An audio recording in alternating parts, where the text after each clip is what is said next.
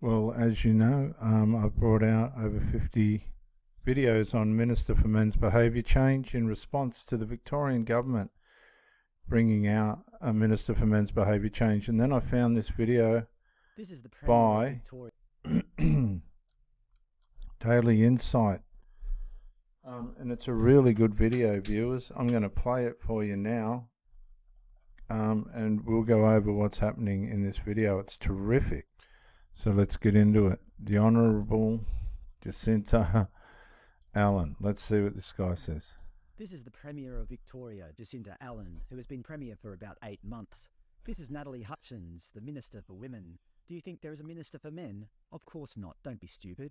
Only half the population need a dedicated minister, even though according to the Australian Institute of Health and Welfare, males are around 3 times more likely to die by suicide than females, almost 7 men every day. Even though the vast majority, 93% of workers killed from work-related activities are men, over 12 times more likely to die at work than women. Even though most victims of homicide in Australia, 69%, are male, according to the most recent homicide report by the Australian Institute of Criminology, compared to 30% female, 1% was indeterminate. Actually, it's one of the safest times to be alive for females in Australia, based on historical numbers. But no, despite the statistics, Victoria doesn't need a Minister for Men. Ms Vicky Ward, the Minister for Prevention of Family Violence. Can you guess who's responsible for most of that family violence? That's right, men. This is Kat Theophanous, Parliamentary Secretary for Women's Health. Do you think there's one for men's health? Nah, men don't need to worry about their health in Victoria. They even have a Minister for Equality, Harriet Shing, to make sure everyone's being treated equally in society. Here's the Cabinet of Victoria, the full ministry. There are 22 members in total.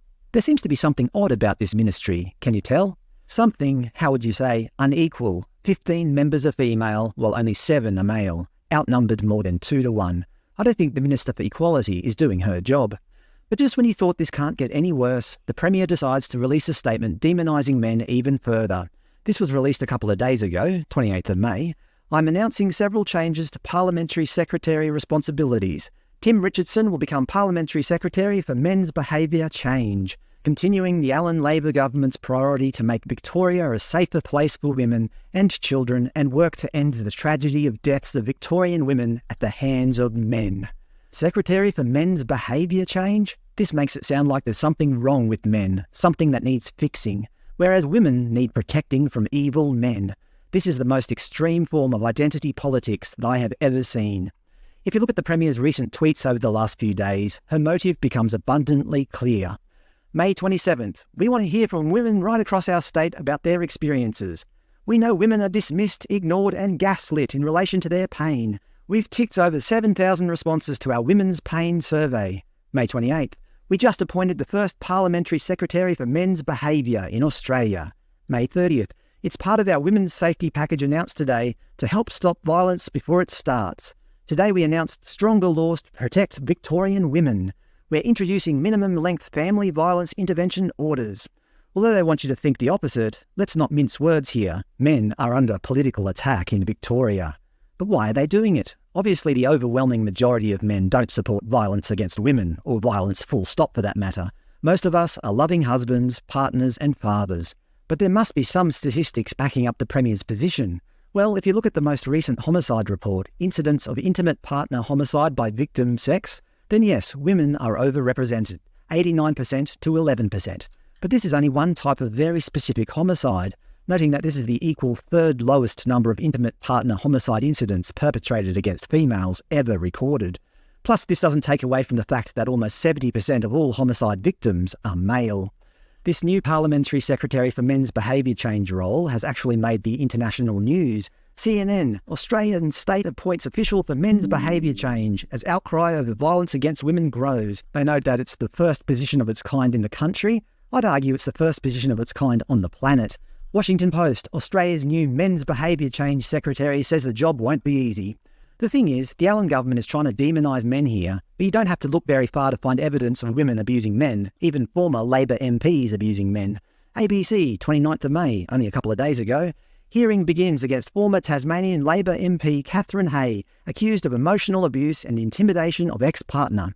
If you read the article, it was both emotional and physical abuse. Look, I'm not trying to pull a gotcha on you here. The point is, violence occurs throughout society, and we shouldn't be favouring one gender over another. If you're a victim, you're a victim, and should be treated as such. I want to just add here, viewers, that there are other female politicians that are absolutely out of control. Let's not forget Lydia Thorpe.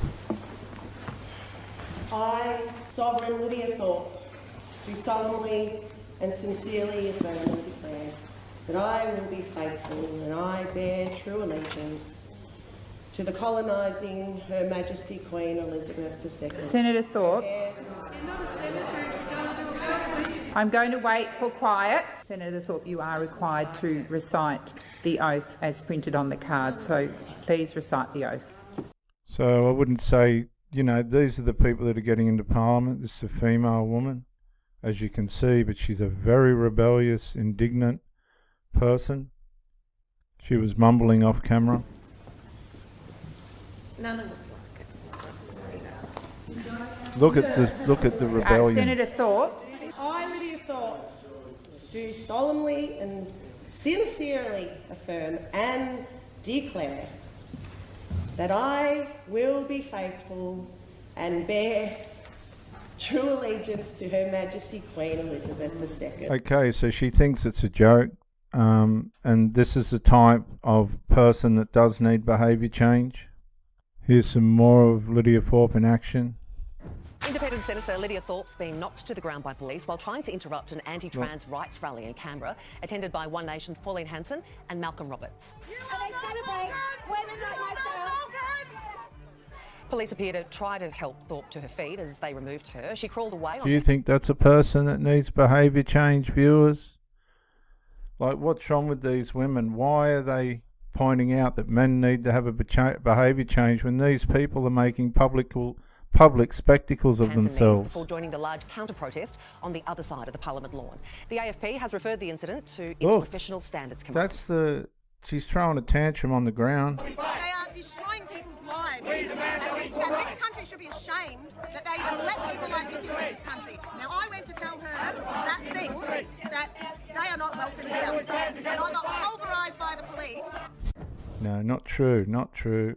And again, Lydia Thorpe makes a spectacle of herself. Controversial Green Senator Lydia Thorpe has screamed and hurled abuse at police officers during a protest in Melbourne. Ms Thorpe and a small group of protesters gathered outside the Melbourne Immigration Transit Accommodation after a decision was handed down to transfer detainees to Christmas Island. The Green Senator stood centimetres away from police officers as her and her supporters yelled at them for over 2 minutes.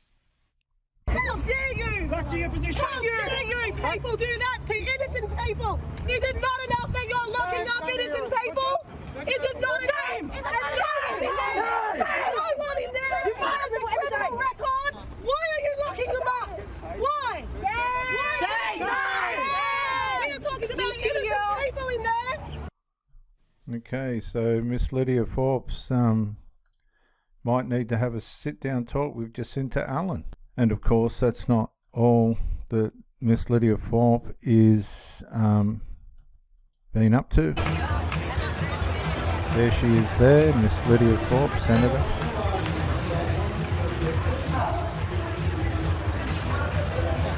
I don't know if we need a Minister for Female Behaviour Change in the Senate. We might need a Minister for Female Behaviour Change in the Senate. This is really out of hand here. What's she trying to do? She's blocking the Mardi Gras, I think. The police aren't sure what to do. They've realised that it's a senator of the Parliament. I'm glad it wasn't myself that had to be dealing with it.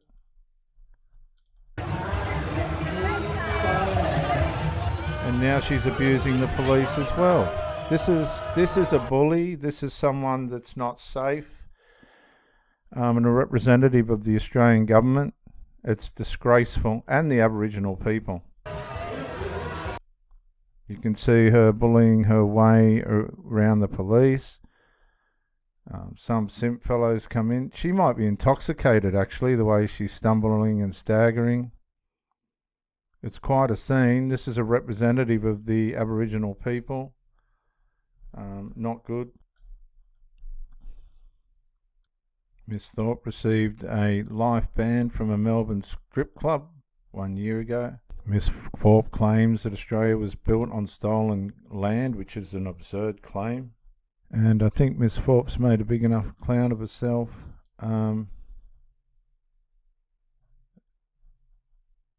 Here Miss Thorpe gets into an argument outside. Shouting at a group of men outside a strip club in Melbourne. The independent senator was with friends celebrating a 50th birthday party when the incident occurred in the early hours of yesterday morning. A member of the group commented on the heated exchange, labelling Thorpe's and they're both intoxicated. behaviour as out of control after she launched into an expletive-laden rant. All I want to say to the black brothers there, and anyone that we're fighting, any black man that stands with a white little like that, you can all get too. The language is not representative of the way in which I would say Australian senators should behave. Parliament like you. We've been oppressed all our life in this country, and you let this little dog. In a statement, Senator Thorpe... It's just relentless. And just as a final thing... Senators, it is a courtesy to the chamber. Stop interjecting, Senator Thorpe, and I will tell you what the rules are.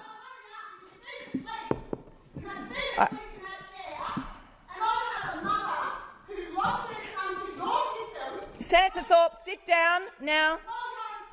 Senator Thorpe, you will come to order. Senator Thorpe. See, now this is a... Here we are. For your conduct to be reviewed by the President, who should be in the seat dealing with this issue right now. Because we've been... By all means, thank you. Senator Thorpe, I'm not... Senator Thorpe, please resume your seat. Please, I'm not entertaining any more points of order. Senator Thorpe, resume your seat. I will order that you no longer be heard. Senator Thorpe, you will no longer be heard. Senator Polly, please continue. As I was saying, President... So this is how out of control these women are. Okay, this is what's going on in the midst of us. And this woman here has got the hide to think that we may need a minister for male behaviour change. I was about to conclude my remarks on what I think was... Senator Polly, please resume your seat. Senator... Yeah, she's there. Minister what? She's standing over people. She's ignoring the Senate. She's just rambling and shouting on her own. Thanks, President. I move that the Senate now be adjourned. So the question is that, as moved by the Minister, is that the Senate adjourn? All those in favour? Against? The Senate is adjourned. They had to adjourn the Senate because she was just disrupting and dishonouring the authority within it. She's got no respect for the authority within the Senate. I don't know what else to say. We'll go back to our tremendous video by Daily Insight. The Allen government's sweeping generalisation about men as perpetrators is just blatantly wrong and unfair. It's just an absurd piece of identity and victimhood politics. Imagine if it was any other group. For example, in the most recent homicide report, homicide offenders by Indigenous status, we can see Indigenous males have a homicide rate of 17.13 compared to non-Indigenous males 1.39. That's more than 12 times the rate. If you look at Indigenous females, it's even worse, 17.5 times the rate of non-Indigenous females. Actually, Indigenous females commit homicide at a rate almost 2.5 times that of non-Indigenous males. I'm not trying to target Indigenous people here, but the Victorian government are clearly trying to target men, when most of us are perfectly law-abiding, peace-loving individuals who would never think of harming a woman, or anybody else for that matter. Based on these statistics, they could rightfully have a Secretary for Indigenous behaviour change. Imagine the outcry if they did that. But in terms of who's committing the most violence, us innocent men are being scapegoated, and it's just not fair. And just one more statistic, this is the Australian Institute of Family Studies, intimate partner violence in the LGBT community. They found that lesbian women were more likely than gay men to report having been in an abusive same-sex relationship, 41% versus 28%. This shows you that women can certainly be violent. In my opinion, Victoria is becoming some kind of political dystopian nightmare. The government are creating a war between men and women for no good reason. This won't end well. When the government pit one group of Victorians against the rest, this is just going to end in disaster. Men are bad, Or is the Allen government bad?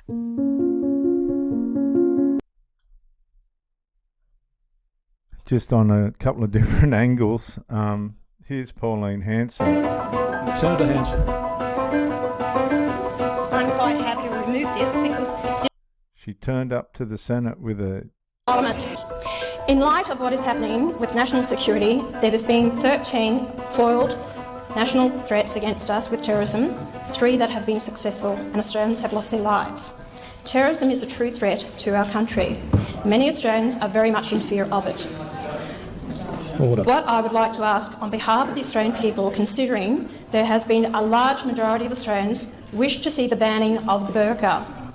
Thank you, Mr. President. Senator Hanson, no, we will not be banning the burqa.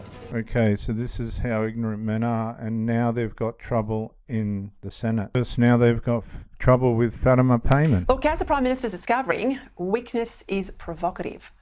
Far from being impressed by his goodwill, the PM's wet lettuce rebuke to Senator Fatima Payman last week has just led to more defiance. On the weekend, she booked herself a slot on ABC Insiders to further poke the Labor bear in open defiance of Anthony Albanese.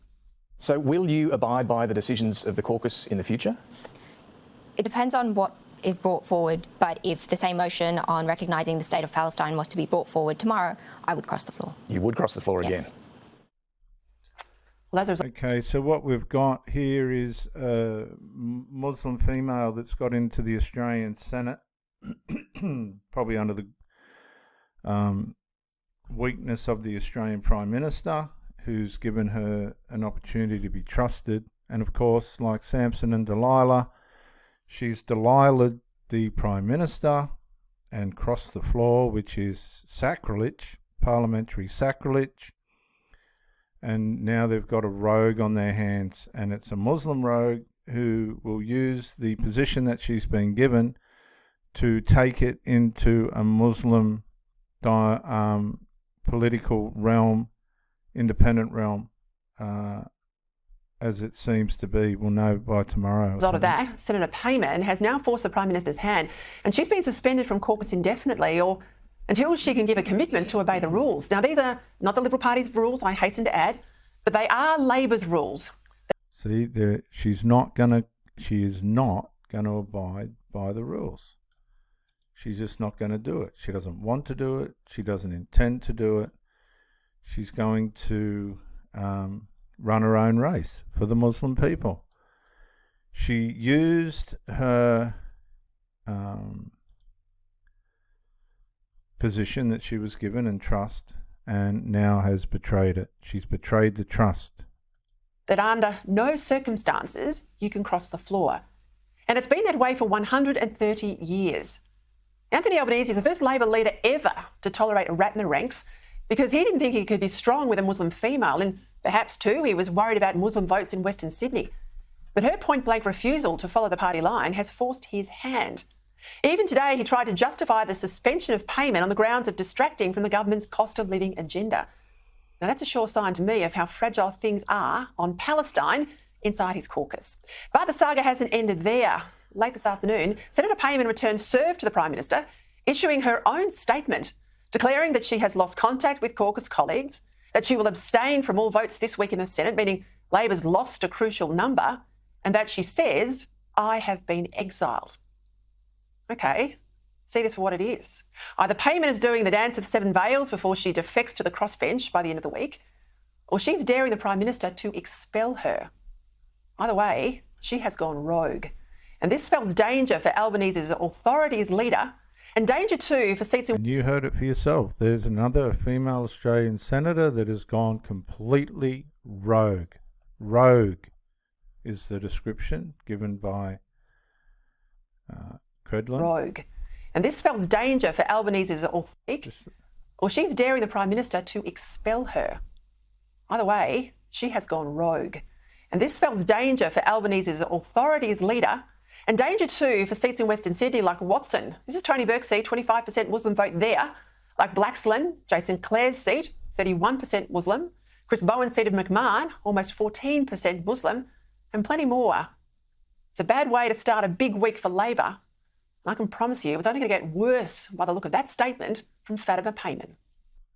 In closing, viewers, here's a interview with the Prime Minister himself, who will comment on the behaviour of Senator Fatima Payman. I just want to stay here to be absolutely clear that we are both talking about the same thing, that in addition to those things you talked about, to not raising the issue in caucus, to doing an interview on insiders voting with the Greens last week, it's now being reported that Senator Payman is speaking to your direct opponents, people who have said they want to unseat Labor members at the next election. Well, Senator Payman is responsible for her own actions. Can someone like that remain in the Labor Party? And is accountable for it. Well, Senator Payman has been suspended. This is where I just want to say she's responsible for her actions, but this guy's given her trust. Our Prime Minister gave her the trust that she would do the right thing, and she hasn't. She's betrayed his trust. Last week, it's now being reported that Senator Payman is speaking to your direct opponents, people who have said they want to unseat Labor members at the next election. Well, Senator Payman is responsible for her own actions. Can someone like that remain in the Labor Party? And is accountable for it. Well, Senator Payman has been suspended from participation in the caucus. I think it is unfortunate, because if you want to actually create change in whatever direction, you need to be part of a party of government. Senator Payman had the privilege of being elected as a member of a party of government, and it is a pity that she has chosen not to participate as a team member. At no stage has there been anything raised in the caucus by Senator Payman, for example, about our policy on the Middle East. How long do you think? I just want to play that again. A part of a party of government. Senator Payman had the privilege of being elected as a member of a party of government, and it is a pity that she has chosen not to participate as a team member. She cannot participate as a team member. Now, why have they got a Minister for Men's Behaviour Change and not Female Behaviour Change? At no stage has there been anything raised in the caucus by Senator Payman, for example, about our policy on the Middle East. How long do you think she's been having negotiations like these with other parties who are opposed to you? I'm not focused on it, Sarah. I've got a big job. And when I was door knocking in Melbourne, small businesses in the electorate of Deakin on Saturday, or when I was in the electorate... Okay, so we'll leave Senator Payman there. That's the Prime Minister's thoughts on it, but it's a mess. The Minister for Female Behaviour Change? No. For Men's Behaviour Change? No. I think we're seeing enough in female behaviour to last us a lifetime to understand the fact that it should have been female behaviour change and men's behaviour change, or just leave it alone. I'm Dr. J.W. Morrison, theologist. Bye for now.